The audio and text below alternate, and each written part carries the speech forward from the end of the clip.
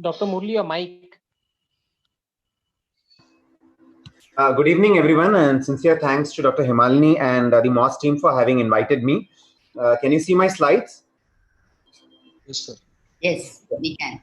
Yeah, thank you. So the causes for optic disc edema could be increased intracranial tension. That is the most important cause, and we are all worried about it. And then there could be hypertension, inflammation of the nerve. It could be compression, it could be infiltration, and ocular inflammation, and there are the mimickers as well. So the initial steps in evaluation, you have to ask for history of double vision. In headache specifically, you have to ask, does the headache worsen with Valsalva maneuver? A headache that worsens on bending or lifting heavy weights or on Valsalva maneuver is more likely to be caused by raised intracranial tension. Ask for history of projectile vomiting. And in the tinnitus, tinnitus is specifically described as pulse synchronous tinnitus. That is, the tinnitus is pulsatile. Ask for history of transient visual obscuration. They typically last for seconds to minutes, and they could be accentuated by bending down or change in posture. Check the vision and color vision. Ask for if there is a history of vision loss, ask for history of pain. Check the pupils. Go to the ocular motility exam. It has to be thoroughly done, including a cover test, as well as you have to note any restriction in ocular motility. And of course, a comprehensive ocular examination. Color vision and fields have to be evaluated. I'll come to all this one by one. This is the workup, but we'll discuss all this in the cases that follow. So there are some diagnoses that you can pick up right away. That is a venous occlusions, that is CRVO, can be associated with optic disc edema, but the diagnosis is quite obvious on fundus examination. Ocular inflammation. I have seen patients referred with optic disc edema where an acute retinal necrosis was missed in the initial stages, and there could be some vitritis, there could be pars planitis. So ocular inflammation should not be confused with neuroophthalmic causes for vision loss. You have to ask for history of neurosurgery, in particular a history of shunt surgery. If there is a history of shunt surgery, the ventricles could become stiff over time and there may not be any ventriculomegaly. So the shunt could fail. Ventriculomegaly is not a reliable sign to pick up shunt failure.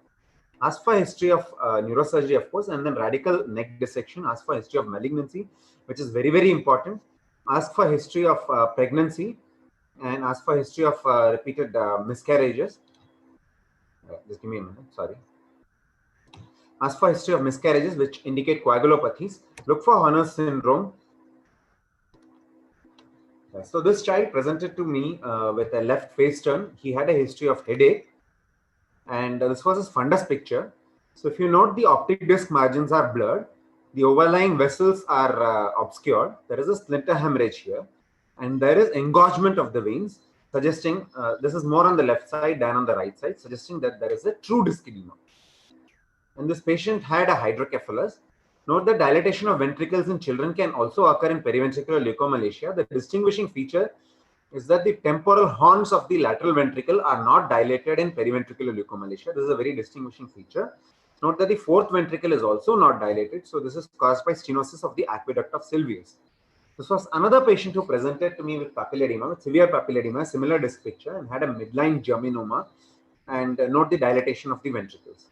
So papilledema is specifically defined as disc edema caused by raised intracranial tension, and that is what we all are scared of.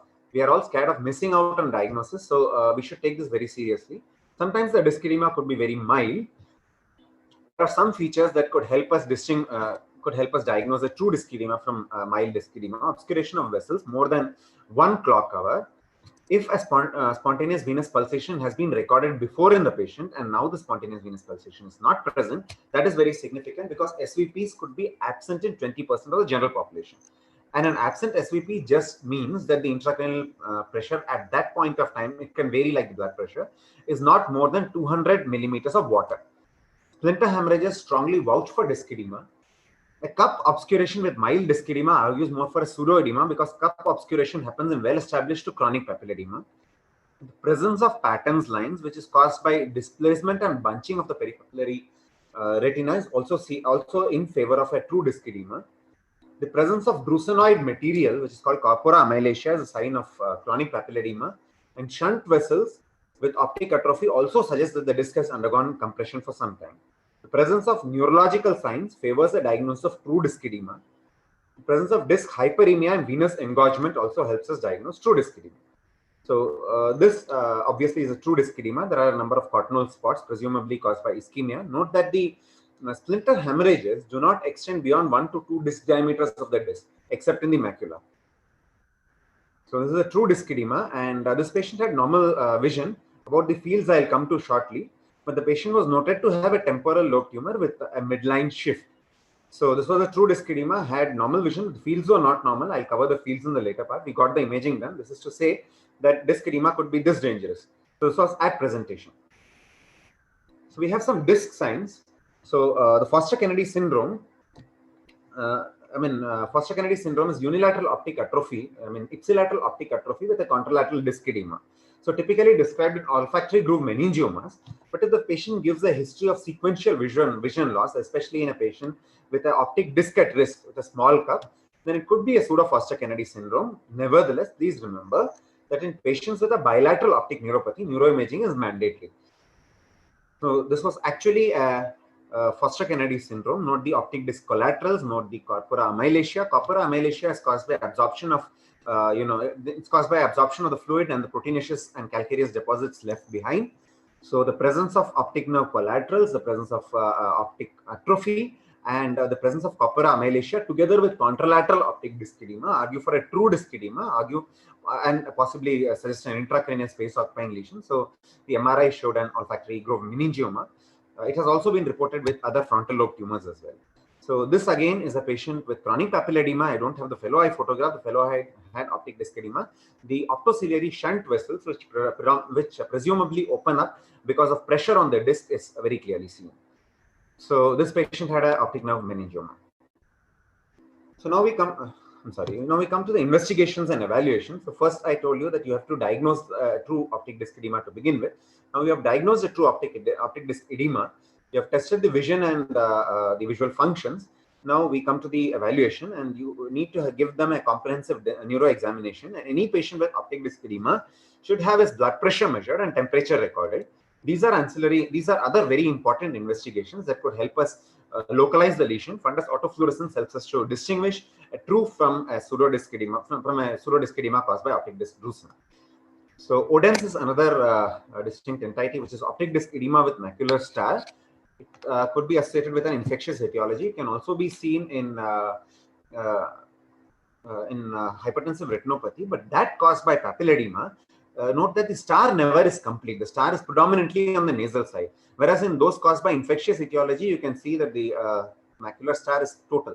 So if you have a macular star that is present, this was in malignant hypertension. So if you see a macular star that is predominantly nasal, you should think of either hypertensive retinopathy or papilledema. So this photograph I got over teleconsultation. So the photograph was sent across to me asking, the patient gave a history of headaches for past 2 to 3 months. And this photograph was forwarded by his son, and he asked me whether neuroimaging is to be done or not. So please note that this is a true disc edema. Even in this very poor quality photograph, you can note that the small vessels are obscured. There are a couple of splinter hemorrhages. Given the history of headache, note that the cup is obscured here. It is not obscured on the other side. So given the history of headache, I said neuroimaging is absolutely mandatory. And so you have, this patient had a temporal lobe tumor with a midline shift. Note that the midbrain is also getting compressed here. So now in papilledema, the vision loss only happens in chronic and atrophic papilledema.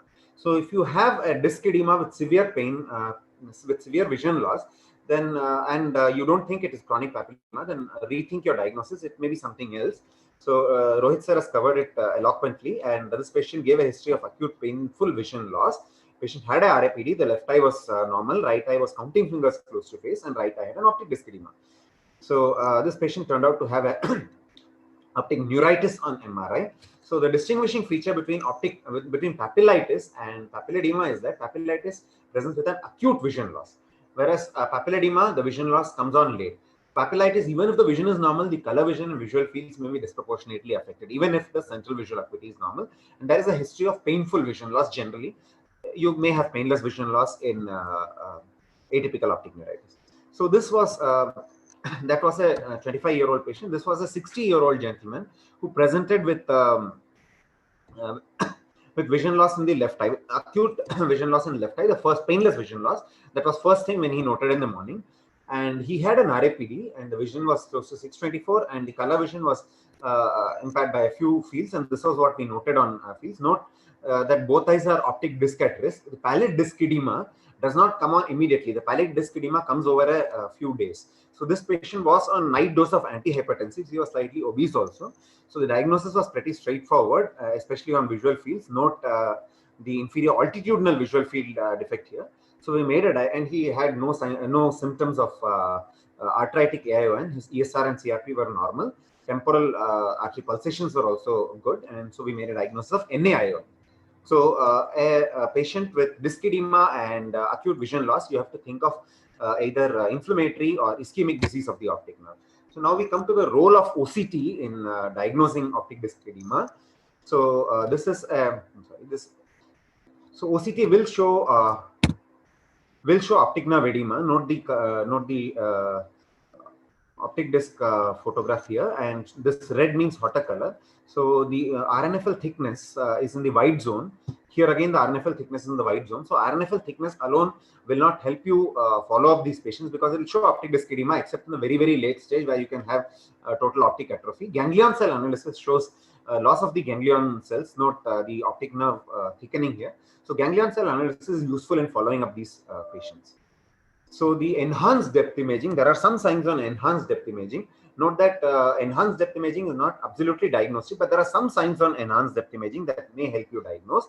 One is thickening of the nerve fiber layer, and the second is subretinal fluid, and the third is the Brooks membrane getting turned inward.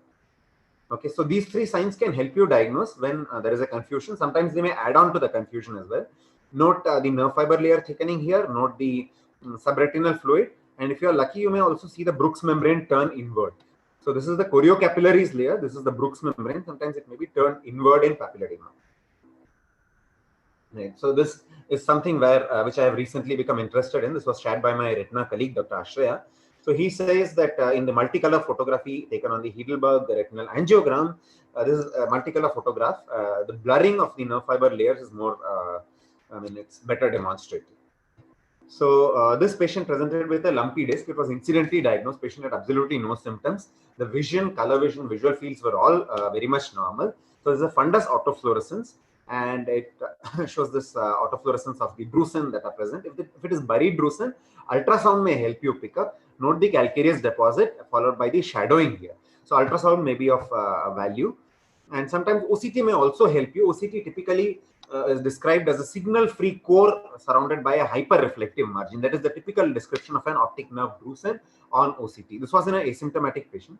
So visual fields are of great localizing help. So this patient had optic disc edema. He had bitemporal hemianopia. So you would suspect a stellar lesion. So bitemporal hemianopia need not always be complete. On one side it's complete, on the other side it involves only one quadrant.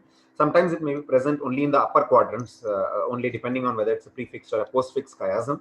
So any bitemporal hemianopia, this is a junctional scotoma, any bitemporal hemianopia needs to be taken very seriously. For this reason, this is a pituitary adenoma with suprasellar extension. So a homonymous hemianopia with macular sparing, a congruous one with sparing of the OKN, suggests a occipital lobe lesion, and a pie on the floor would suggest a parietal lobe lesion. Like here, and a pie in the sky. This again is a right homonymous hemianopia. Note that the right superior half of the visual fields are involved, and this patient again had sparing of the OKN. As we go posteriorly in the optic tracts, the fields tend to become more and more congruous. So this is a pie in the sky appearance caused by a temporal lobe tumor. So ocular motility signs can also be of very great help. So this patient had diplopia along with headache and transient visual obscurations. So so he was noted to have thrombosis of the superior sagittal thrombus in the superior sagittal sinus. So this brings us to what investigations we should do when we suspect a papilledema. You should order for a hemogram to pick up blood dyscrasias. You should check the blood pressure, and you should also get a MRI with contrast and MR venogram for all these patients whenever you are evaluating patients with optic disc edema. If MRI for some reason is contraindicated, like patients with pacemaker and patients with metallic implants, you should get a CT with contrast and CT venogram. You must insist on MRI with contrast. So this is a very interesting video. So this patient had, note this is a gaze peritic nystagmus seen in a very mild sixth nerve palsy. So this patient also had papilledema. She had recent weight gain. So this is a very typical gaze peritic nystagmus. So the other way to diagnose a mild sixth nerve palsy is to do a cover test in other gaze, in all gazes. So note the esotropia. So the movement restriction was very mild. So you may miss the diagnosis if you just do the movement restriction. So by ocular motility evaluation, I mean a cover test as well as looking for all these subtle signs. So this patient had pseudotumor cerebri. Note the empty, partially empty sella turcica. The ventricles were normal in size, and note the dilatation. This is the optic nerve. Note the dilatation and tortuous course of the optic nerve. Perioptic spaces are dilated, and most importantly, there is flattening of the posterior sclera. So this patient had an obvious disc edema and transient obscuration of vision. Note that every patient may not have every feature, and she also gave a history of double vision. The movement restriction was very subtle, but if you do a cover test for distance, cover test for near may again miss a sixth nerve palsy. So if you do a cover test for distance, you can see an esotropia that is increasing on left gaze. So these patients may have ipsilateral or bilateral sixth nerve palsy. So this patient, again, this is the optic nerve on both sides. This is a T2 weighted image. Note the flattening of posterior sclera and note the dilatation of perioptic spaces here. There is a partial, this is the sella turcica, and this is the midbrain. This is the basilar, this is the basilar artery. And so this patient was diagnosed as pseudotumor cerebri. So the diagnosis of pseudotumor cerebri is a diagnosis of exclusion. So you can make the diagnosis when the neuroimaging studies are normal. You have to ask the neurologist to do a guarded lumbar puncture and also analyze the CSF fluid. So they should have elevated opening pressure more than 200 millimeters of water, and signs and symptoms should be related only to increased intracranial pressure, and they should not have any neurological signs other than a non-localizing sixth nerve palsy. So the investigation of choice I've already discussed is MRI with contrast and MRV. And do not forget to record blood pressure in these patients. I was once asked, what about Cushing's reflex? Cushing's reflex is seen in very advanced patients, very advanced cases of raised intracranial tension. It's a reflex. The patient will have irregular breathing, patient will have bradycardia and a raised BP, but here the raised BP is secondary to raised intracranial tension. Usually these patients are very moribund. They don't come walking to a clinic like patients with idiopathic intracranial hypertension. So note this sign very carefully. He was having note the convergence retraction nystagmus. Patient had optic disc edema on both sides. And this patient had a high-grade astrocytoma of the dorsal midbrain. So an upgaze palsy suggests a midbrain lesion. A convergence retraction nystagmus suggests a dorsal midbrain lesion. And of course, he had papilledema. So this patient gave a history of trauma, and he had gliosis in both occipital lobes. He also had another diagnosis which was not mentioned. So this patient also had a convergence retraction nystagmus, was noted to have midbrain fibrosis, and this is a very classic convergence retraction nystagmus. Dr. Murli, we'll have to summarize. Dr. Murli, can we summarize? Yes, madam. So patient was noted to have optic disc edema. So this is my last slide. So this patient had acute onset esotropia, had a history of shunt surgery. So acute onset esotropia with A pattern is a very important sign of shunt failure. So thank you very much, and I'll sum up my presentation. Thank you very much, Dr. Murli.